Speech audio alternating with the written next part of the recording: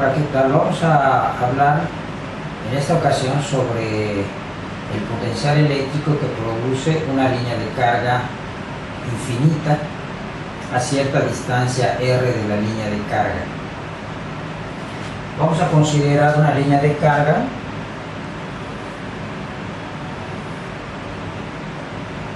con carga positiva y a determinar el potencial eléctrico a cierta distancia R de esa línea de carga.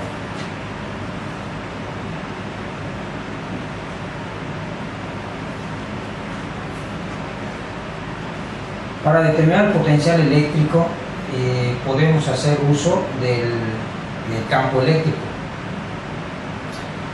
El campo eléctrico se puede determinar de una línea de carga infinita a través del uso de la aplicación de la ley de Gauss. Supongamos que tomamos un cilindro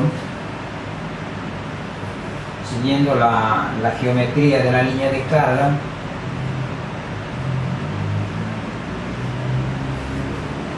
Un cilindro de longitud L y de radio R mayúscula. Sabemos por la ley de Gauss que el flujo eléctrico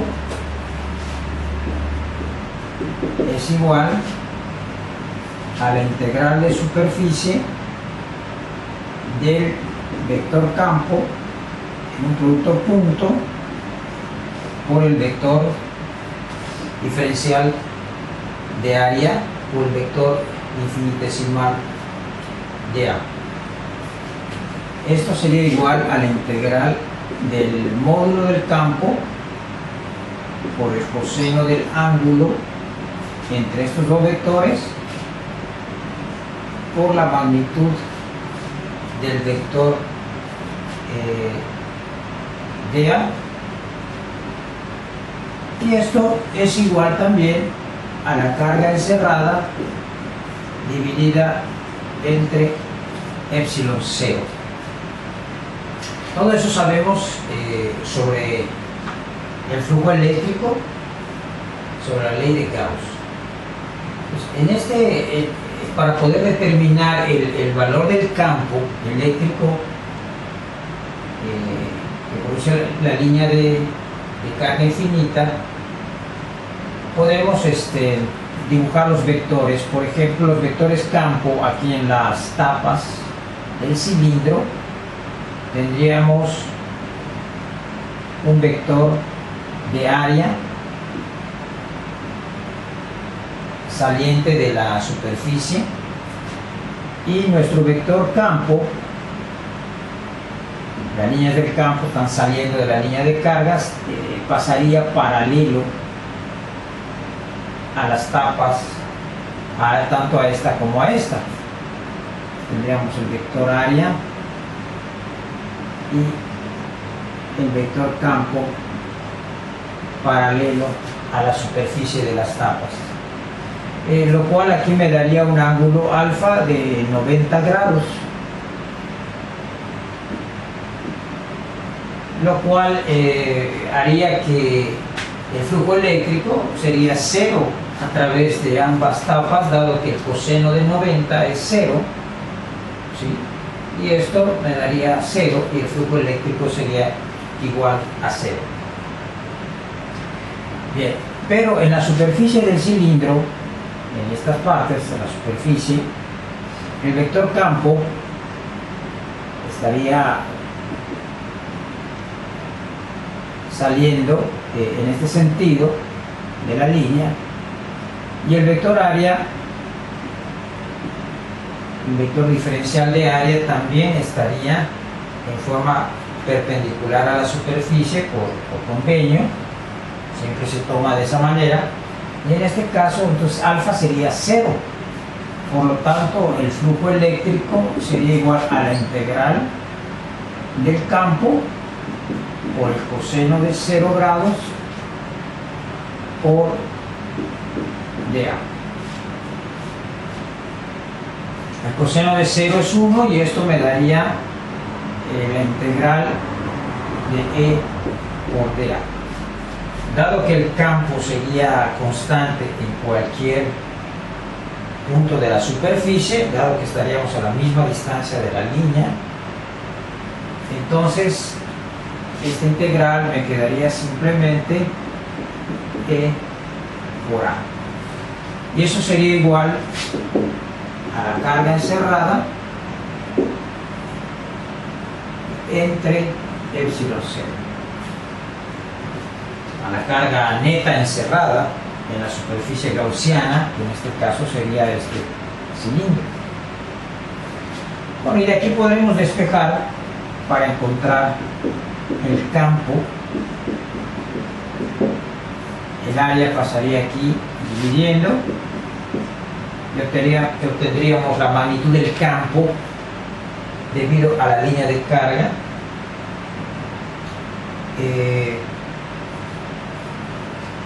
De esta línea de carga, ¿no? Tendríamos que dividir esto entre el área de la superficie gaussiana, que sería toda esta parte, esta superficie, no en las tapas. El flujo eléctrico es cero, lo habíamos anulado. Entonces esto es como imaginar lo siguiente, ¿no? Que tenemos el cilindro, ¿sí? Y en estas partes, que es toda esta superficie, ¿sí?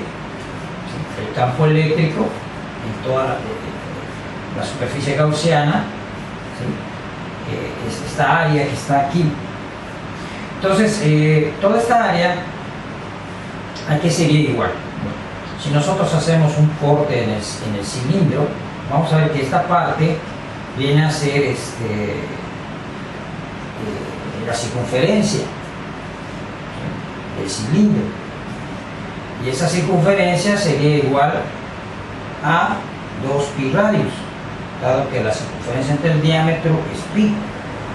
Siempre que dividimos la circunferencia de un círculo entre su diámetro, obtenemos lo que es pi. Y de aquí la circunferencia sería pi por diámetro, lo que es lo mismo, el diámetro son 2 radios, pues esto sería igual a 2 radios por pi. ¿Okay? Y la longitud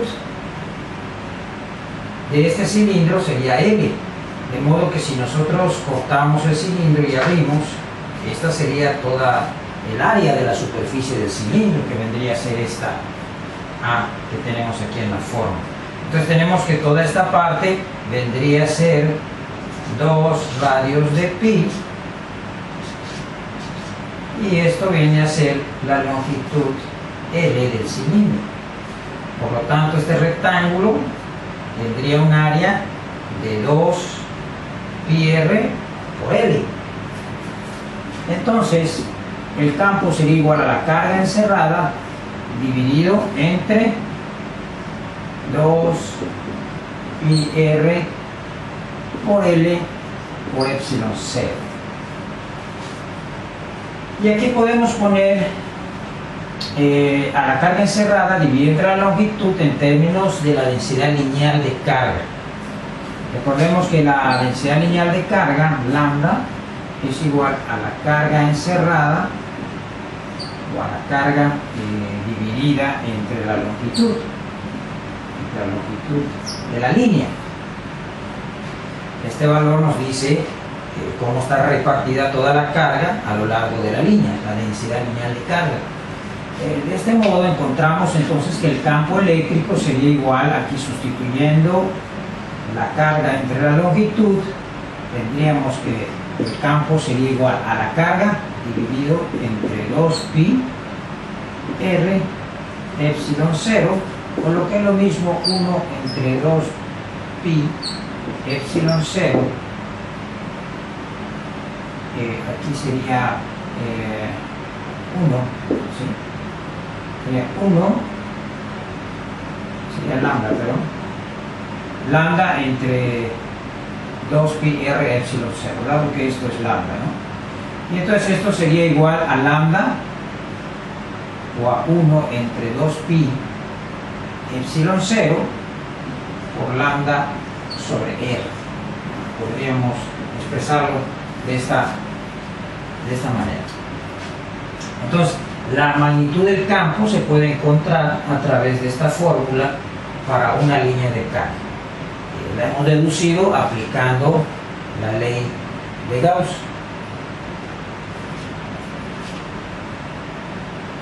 Bien, vamos ahora a buscar el valor del potencial eléctrico de la línea de carga a cierta distancia R de la línea. Vamos a tomar este valor que hemos encontrado de la magnitud del campo para poder resolver el valor del potencial eléctrico. Bien.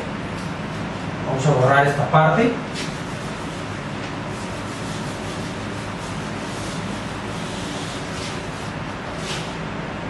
Entonces, anotamos aquí el valor del campo, la magnitud del campo, 1 entre 2pi epsilon 0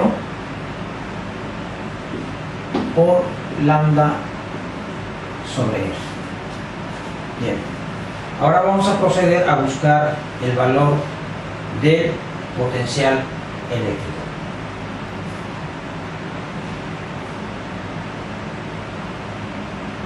Sabemos que la diferencia de potencial entre un punto A y un punto B dentro de un campo eléctrico es igual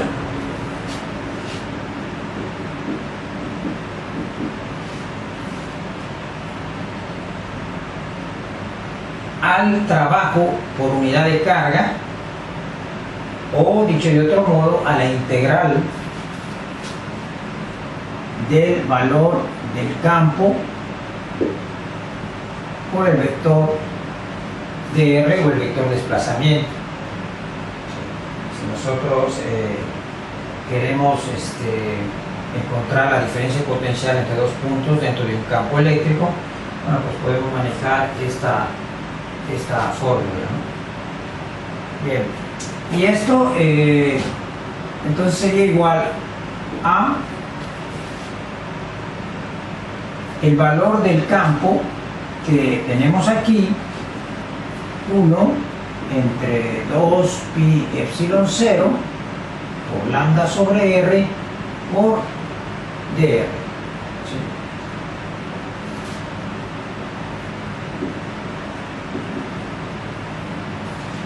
Por el vector de R. El vector campo es, en este caso, junto con el vector de desplazamiento, estarían radiales a la línea de carga, lo cual significa que el ángulo entre el vector campo y el vector de R sería 0 grados, y esto me daría coseno de 0, 1, así que este producto punto quedaría igual a la magnitud del campo por la magnitud del vector de R, ¿sí? Por la magnitud del elemento diferencial de R. Bien, tanto pi como 2 y epsilon 0 son y lambda pues son constantes, por lo tanto los podemos sacar de la integral, y entonces la diferencia potencial, perdón, sería igual a la integral, sacando las constantes, sería lambda entre 2pi epsilon 0 por la integral de dr sobre R. Esto obviamente evaluado todo de A a B, punto A hacia el punto B, ¿sí? Bien, y estos puntos estarían a cierta distancia RA y RB de la línea de carga, ¿sí? Por lo tanto, al resolver esta integral aquí, vamos a evaluarla de RA a RB, o sea, distancias radiales de la línea de carga. Esta integral nos lleva a un logaritmo natural.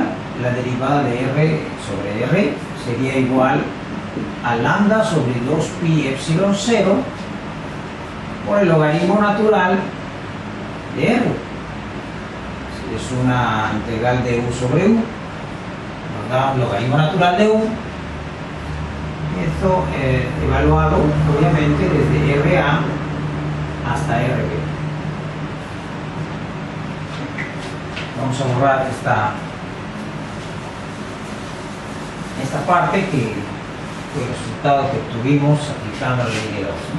Entonces aquí tenemos que la diferencia de potencial entre el punto A y el punto B va a ser igual a lambda entre 2pi epsilon 0, y aplicando aquí el límite superior nos quedaría logaritmo natural de RB menos logaritmo natural de RA. Esto podemos expresarlo de otra manera. Sería lambda entre 2pi epsilon 0. Sabemos que la diferencia de unos logaritmos naturales se pueden expresar como una división, un cociente, ¿no? Tendríamos el logaritmo natural de RB sobre RA. Y esta sería nuestra conclusión para hallar la diferencia de potencial de una línea de carga infinita. Bien, ahora, siempre que queremos buscar el potencial eléctrico en algún punto dentro de un campo, el potencial tiene que estar referido a cierta valor de referencia, ¿sí? Nosotros no podemos hablar de potenciales eléctricos si no establecemos una referencia. Siempre es importante, como cuando se habla de energías potenciales gravitacionales, que se calcula la energía potencial como masa y gravedad por altura. Esta altura pues hay que determinarla de acuerdo a una referencia que tenemos que establecer, ¿sí? Porque de ello va a depender la energía potencial. Por lo tanto, las energías potenciales también están referidas a una altura. En el caso del potencial eléctrico, también tenemos que establecer una referencia. No podemos hablar de potenciales si no se establece esa referencia. Muy bien, nuestra referencia en este caso, si la tomamos como comúnmente se acostumbra a tomar el valor del potencial en el infinito como cero, ¿sí? Si nosotros suponemos, por ejemplo, que RB es el infinito, ¿sí? Entonces el potencial en el infinito sería cero, porque ahí estaría nuestra referencia, ¿sí? Y en ese caso se cancelaría el potencial de B, ¿sí? Pero me quedaría una situación así: potencial de A menos 0 sería igual a lambda entre 2pi epsilon 0 por el logaritmo natural de infinito sobre RA, y esto me daría infinito. Es decir, el potencial a cualquier distancia infinita de una línea de carga pues sería también infinito. Bien, y esto pues no nos ayuda mucho. Para evitar este problema, bueno, nosotros tenemos la libertad de establecer la referencia donde queramos. Teniendo esta fórmula para la diferencia de potencial, podemos tomar una distancia arbitraria R0 como RB, ¿sí? Y la distancia RA como R, para poder determinar el potencial eléctrico en algún punto a cierta distancia de la línea infinita de carga. Si nosotros tomamos como referencia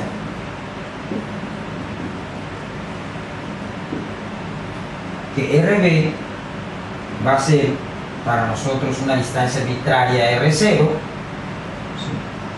Y definimos que RA sea igual a R, a esta distancia R, entonces el potencial a la distancia RB va a ser 0. ¿Por qué? Porque ahí está nuestra referencia. Esto nos llevaría a que el potencial en B sea 0.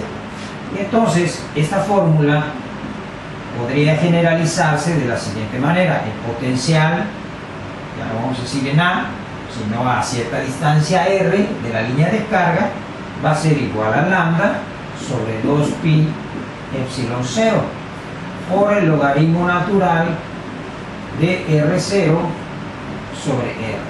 Entonces tenemos que R0 es una distancia arbitraria pero no infinita de la línea de carga,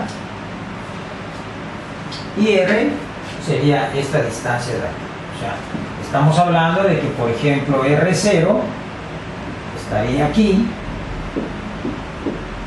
y R sería esta distancia, pero aquí está nuestra referencia. Entonces el potencial aquí a esta distancia R0 va a ser 0, porque ahí está nuestra referencia. Entonces con eso yo ya puedo determinar cuál es el potencial a la distancia R de la línea de carga. De esta manera podemos generalizar esa fórmula y nos quedaría de esta manera. ¿Okay? Esta fórmula del potencial eléctrico para una línea de carga también es perfectamente aplicable en el caso de tener un cilindro largo o cargado. Si nosotros tomamos nuestra distancia arbitraria R0 como R, como el radio del cilindro, si R0 fuera igual a R mayúscula, al radio del cilindro, entonces la fórmula del potencial eléctrico para un cilindro largo cargado sería igual a lambda entre 2pi epsilon 0 por el logaritmo natural de R, que es el radio del cilindro, entre R, que es una distancia radial del centro del cilindro, ¿no? Por lo tanto, a cierta distancia del centro del cilindro. Por lo tanto, en esta situación, si nosotros decimos que R es igual al radio del cilindro, si R fuera igual al radio del cilindro, entonces en esta situación el potencial eléctrico sería 0, porque esta división sería R sobre R y me daría 1, y el logaritmo natural de 1 pues es 0. Entonces, lo cual significa que el potencial en la superficie del cilindro sería 0. ¿Okay? Para situaciones donde R sea mayor que R, si R es mayor que el radio del cilindro, bueno, pues aplicaremos la fórmula que tenemos aquí. En este caso vamos a sustituir nuestros valores del radio, ¿sí? Y de R, que es donde yo quiero calcular el valor del potencial eléctrico, ¿sí? R es una distancia radial, ¿sí? Desde el centro del cilindro hacia afuera del cilindro. Estamos hablando aquí afuera del cilindro, porque